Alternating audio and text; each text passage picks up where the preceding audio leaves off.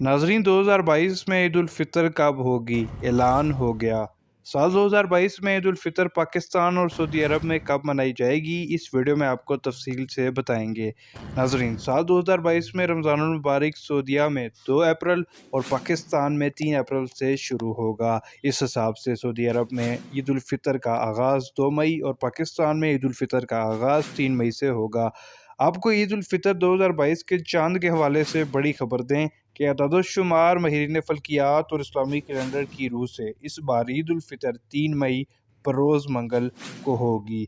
वाज़ेह रहे कि पाकिस्तान में इस्लामी महीनों की तारीख का ऐलान चांद की रोयत के बाद किया जाता है। पाकिस्तान की रोयत हिलाल कमेटी 29 रमज़ान की शब चांद देखने का इंतज़ाम करेगी और हतमी फ़ैसले का ऐलान करेगी। अलबत्ता इस बार रोज़े अप्रैल के शुरू में और ईद उल फितर मई के शुरू में होगी। उम्मीद है आपको वीडियो पसंद आई होगी। वीडियो को लाइक ज़रूर करें और चैनल को सब्सक्राइब ज़रूर करें।